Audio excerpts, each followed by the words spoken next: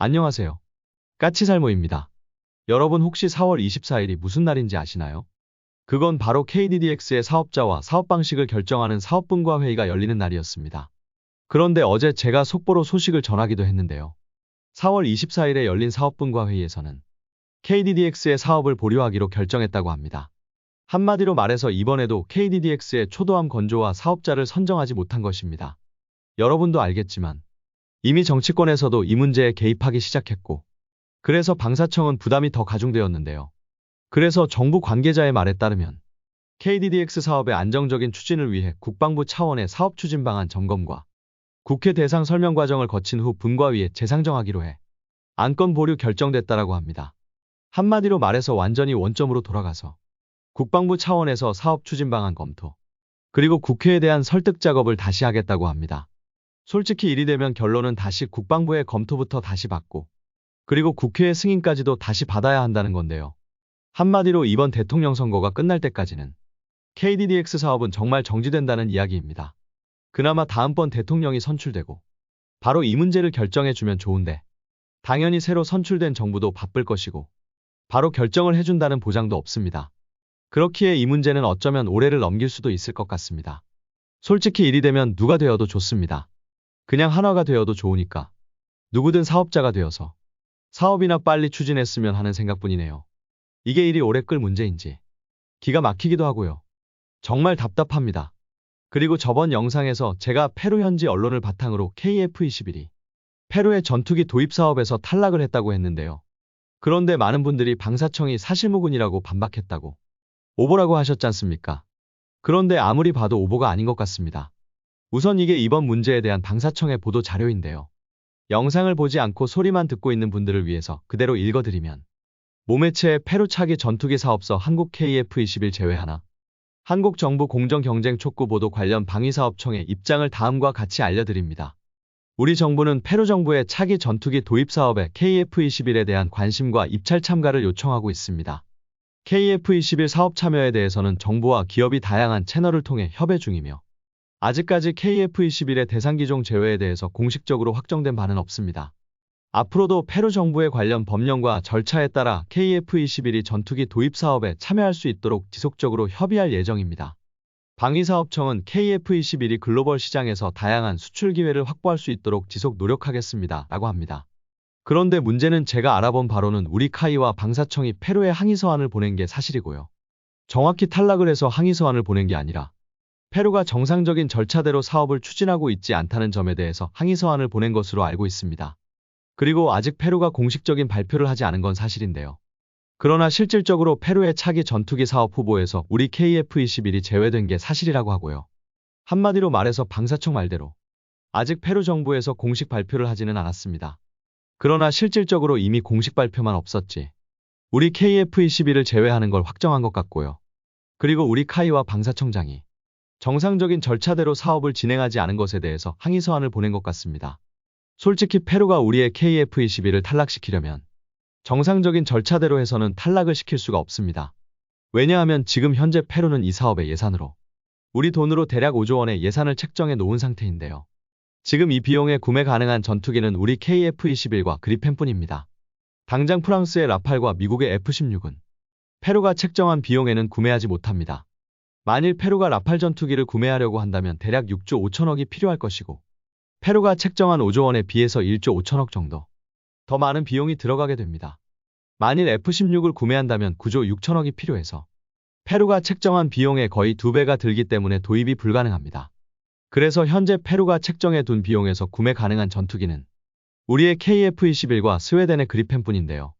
그리펜의 프로그램 코스트를 찾아보니 가장 최근 게 2015년경에 계약한 브라질이 있었고, 스웨덴의 사브사는 그리펜을 대략 대당 2천억의 가격으로 브라질에 판매하기로 했습니다. 그래서 만일 페루가 그리펜을 산다면 대략 4조 8천억이 들어서 그리펜과 우리의 KF-21만이 페루가 책정한 금액으로 구매가 가능합니다. 그런데 문제는 현재 페루는 각종 국방력 강화 사업들을 대대적으로 하고 있기 때문에 현실적으로 전투기 구매 예산을 늘릴 수도 없습니다. 거기다가 이런 경우 우리나라 같은 경우도 만일 ROC를 충족하는 기종이 있고 그 기종이 정해진 사업비용 안에 도입 가능하다면 사업비용을 늘리는 경우는 없습니다. 그래서 만일 우리가 정식 후보로 들어가면 이 사업에서 살아남는 건 우리나라의 KF-21과 그리펜이 되는 것입니다. 그런데 문제는 페루가 어떤 요구 조건을 요구하는지 저도 정확히 모르기 때문에 말을 못하지만 결론은 페루의 요구 조건에 따르면 그리펜은 페루의 요구 조건을 충족하지 못하는 것으로 알고 있습니다. 그래서 페루가 정상적인 절차대로 전투기 도입 사업을 한다면 이미 그 승자는 우리의 KF-21로 정해져 있는 것이나 같습니다. 그래서 페루는 아예 우리의 KF-21을 사업에도 들어가지 못하게, 그러니까 정상적인 전투기 도입 사업에 참여하는 걸 막고 있는 것으로 보이고, 우리 카이와 방사청은 도입 사업을 정상적으로 진행하라고 항의를 하는 것 같습니다. 그래서 그 기사는 오보가 아닌 것으로 보이네요. 결론은 페루의 고위층들이 특정 기종을 사실상 확정해두고 하는 사업 같은데요. 그런데 우리 KF-21이 이 사업에 참여하면 그 페루의 고위층들이 원하는 기종이 아닌 우리 KF-21이 선정될 것 같으니 정상적인 사업 진행을 하지 않고 있는 것 같습니다. 그러나 뭐 어찌되었든 우리 측에서 항의한다고 페루가 우리의 항의를 받아들일 것 같지도 않고요. 그래서 이 사업은 우리가 참여만 하면 우리의 KF-21이 되는 건 거의 확정인데 그걸 못하게 페루의 고위층들이 막고 있는 것 같습니다. 아무튼 이 문제는 정말 페루가 우리의 항의 서한을 받고 정상적으로 사업을 추진하길 기원해야 할 것 같습니다. 확실한 건 만일 이 사업이 정상적으로 추진된다면 우리의 KF-21이 선정될 가능성이 압도적으로 높다는 점입니다.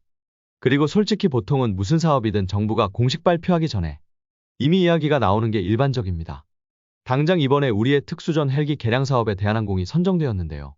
정식 발표는 23일에 있었지만 저는 대한항공의 정식 발표보다 아주 약간 더 빨리 사실을 알았습니다. 그건 바로 정부 관계자의 이야기에 의해서인데요. 이런 식으로 정식 발표 전에 대부분의 사실은 먼저 이야기되는 게 보통입니다. 그래서 우리의 특수전 헬기는 대한항공이 선정되었는데요. 이 사업은 총 36대의 블랙호크 헬기를 특수전 헬기로 개량하는 사업이고 24대는 육군의 특수전 여단을 위해서 12대는 공군의 수색구조 목적을 위해서 개량되는데요. 당연히 이 헬기는 대한항공이 라이센스 생산을 했고 지금까지도 대한항공이 창정비 등을 담당하고 있었기 때문에 대부분의 사람들이 대한항공이 사업자가 될 거라고 생각을 하고 있었습니다. 물론 저도요. 그리고 사람들이 예상을 한 것처럼 이번 사업은 대한항공이 선정이 되었는데요. 그러나 사업자가 선정되었지만 앞으로 우리가 지켜봐야 할 문제가 몇 가지 있다고 저는 생각을 합니다. 우선 첫 번째 문제는 바로 이 사업에는 헬기에 대한 기골 보강 사업이 빠져 있다는 점입니다. 결론은 지금 블랙호크 헬기의 수명은 얼마 남아있지 않고 그렇기에 헬기를 계속 사용하려면 기골 보강을 해야 하는데요. 이번 사업에는 이게 빠져 있어서 사람들을 많이 놀라게 하고 있습니다. 그러나 다만 저는 우리 군이 블랙호크 헬기에 대한 기골 보강을 하지 않을 리는 없다고 봅니다. 결론은 우리 육군은 수리원보다 블랙호크 헬기를 더 선호하는 건 분명한 사실이고 그래서 블랙호크 헬기를 계속 운용하고 싶어 합니다. 그렇기에 어떤 식으로든 블랙호크 헬기에 대한 기골 보강 사업은 할 거라고 봅니다. 제가 보기에는 이번 사업은 우리 군이 보유한 블랙호크 헬기 전체를 개량하는 사업이 아닌 특수전 헬기로 개량하는 36대만 개량하는 거니 아마 육군은 특수전 헬기로 개량하지 않는 다른 일반 블랙호크 헬기까지 전부 같이 기골 보강을 하려 하는 게 아닌가 하는 생각을 합니다. 그러니 이 문제는 좀 더 지켜봐야 한다고 생각을 합니다. 그리고 또 한 가지는 이번 사업은 당연히 대한항공 혼자서 하는 사업이 아니고요. 그래서 대한항공은 이 사업을 위해서 여러 업체와 연합을 했는데요. 특히 문제가 되는 건 DIRCM입니다. DIRCM은 이미 국산이 있고 이미 우리 한화에서 국산 모델을 항공기에 탑재하는 시험을 하고 있는데요. 그럼에도 대한항공은 우리 국산 DIRCM이 아닌 이스라엘의 DIRCM을 도입한다고 하고 있습니다. 물론 DIRCM 같은 핵심 장비는 대한항공 마음대로 결정할 수 없습니다. 대부분은 이런 핵심 장비는 방사청이 구매를 해서 관급 장비로 업체에게 전달하는 게 일반적이기 때문에 아마 DIRCM도 방사청이 관급 장비로 별도로 정할 것이고 그럼 당연히 우리 국산을 선정할 거라고 봅니다만 그러나 분명한 건 대한항공이 이번 개량의 주사업자이고 주사업자인 대한항공이 이스라엘 제품을 선정해야 한다고 했다는 점입니다. 그렇기에 우리는 이 문제만은 철저하게 감시를 해야 합니다. 혹시라도 대한항공이 개입해서 정말로 이스라엘 DIRCM을 선정하는 것 아닌지 철저하게 감시를 해야 한다고 생각을 합니다. 그리고 여러분 혹시 한화에어로스페이스가 자주포 엔진을 만드나요? 혹시 저만 모르고 있는 건가요? 이게 무슨 뜬금없는 소리냐고요. 실은 폴란드 현지 언론에서 기사가 나왔는데요. 폴란드 현지 언론인 가제타에서 폴란드 현지 방산업체인 후타스타로 볼라가 우리 한화에어로스페이스와 대략 4천억 원 상당의 부품 공급 계약을 체결했다고 하는데요. 이건 뭐 다른 게 아니라 폴란드의 자국산 자주포인 크랩 자주포에 차대를 공급하기 위한 계약입니다. 여러분도 알겠지만 폴란드의 자주포인 크랩 자주포는 차대를 우리 K9 자주포의 차체를 사용하고 있는데요. 폴란드 현지에서 크랩 자주포를 추가 생산하기 위해서 한화에어로스페이스로부터 K9 자주포 차대를 추가 공급받기 위한 계약을 체결한 건데요. 문제는 이 기사에 따르면 이번 계약에는 엔진도 포함이라고 합니다.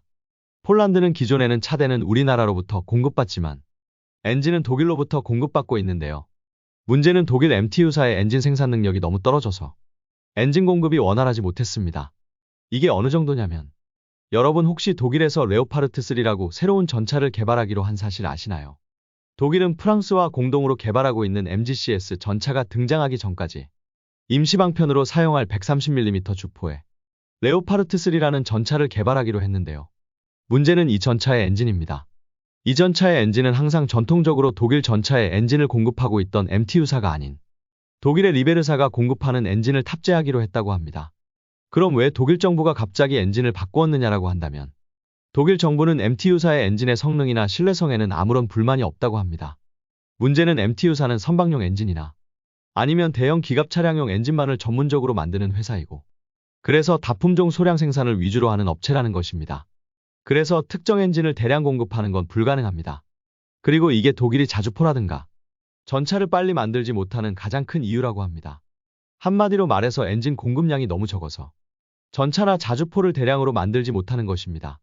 그래서 독일 정부는 이번에는 주로 자동차 엔진을 만드는 회사에서 전차의 엔진을 공급받기로 한 것입니다. 자동차 엔진을 만드는 회사는 MTU사에 비해서 엔진 공급 능력이 월등하게 높기 때문입니다. 그런데 이 문제는 비단 독일만의 문제가 아니고 폴란드도 마찬가지 문제를 겪고 있다는 것입니다. 결론은 폴란드도 기존에는 크랩 자주포의 엔진을 MTU사로부터 공급받았고 바로 MTU사의 엔진 공급 문제 때문에 크랩 자주포의 생산 수량은 항상 부족할 수밖에 없었고 그래서 그것 때문에 우리의 K9 자주포를 도입하게 되는 원인이 되었는데요. 그런데 이번에 폴란드는 우리 하나로부터 크랩 자주포의 차대를 공급받기로 계약을 하면서 바로 우리 국산 엔진도 같이 공급받기로 했다고 합니다. 한마디로 폴란드도 독일 정부처럼 원활한 엔진 공급을 위해서 엔진 공급선을 우리로 바꾼 것입니다. 그런데 폴란드 현지 언론에서는 이 엔진을 한화의 엔진이라고 소개를 하고 있습니다. 그래서 제가 이 소식을 듣고 한화가 K9 자주포의 엔진을 생산했었나 하는 의문이 든 것입니다. 뭐 당연히 한화의 엔진이 아니라 STX의 엔진이겠죠. 이번 계약은 87대 크랩 자주포의 차대를 공급하기로 한 계약이고 그래서 폴란드 현지 업체는 엔진을 공급받기 위해서 STX와 별도로 계약하지 않고 한화와만 계약을 하고 한화가 STX로부터 엔진을 공급받아서 폴란드에 공급하게 되는 것으로 보입니다. 그러니 당연히 STX가 계약 대상이 아니니 폴란드 현지 언론이 착각을 한 것으로 보입니다. 아무튼 그래서 이제 폴란드의 기갑 장비의 엔진도 차츰 우리 국산 엔진으로 바뀌게 되네요. 폴란드에 수출되고 있는 흑표전차에도 국산 엔진이 들어가고 있는 것으로 아는데 크랩 자주포의 엔진도 국산이 들어가다니 참 대단한 것 같습니다. 재미있는 점은 원래 우리 STX는 자주포용 국산 엔진을 개발하면서 독일 MTU사의 협조를 받았고 그래서 그 대가로 MTU사의 시장에는 발을 들이지 않기로 했습니다. 한마디로 우리 엔진은 MTU사가 주로 엔진을 공급하는 유럽에는 공급하지 않고 주로 중동에만 판매하기로 한 건데요. 그럼에도 이번 계약이 성사된 건 아마 폴란드 정부의 입김이 컸을 것입니다. 결론은 폴란드에서 크랩 자주포의 생산 수량이 충분하지 못한 가장 결정적인 이유는 MTU사의 엔진 공급 문제이기 때문에 폴란드 정부에서 MTU사를 설득했을 거라고 봅니다. 그래서 원래 정상적이라면 진출이 불가능했을 유럽 시장에 우리의 STX에서 개발한 국산 엔진이 들어가게 되었습니다. 정말로 놀라운 소식이 아닌가 합니다. 오늘은 여러 가지 소식을 이야기해봤는데요. 정말 KDDX는 우리들을 너무도 답답하게 하는 것 같습니다. 언제 사업을 시작할 건지 정말 답답하기만 합니다. 그러나 또 예상도 못했던 크랩 자주포에 국산 엔진이 들어간다는 건 기쁜 소식이고요. 이상 영상 봐주셔서 감사합니다.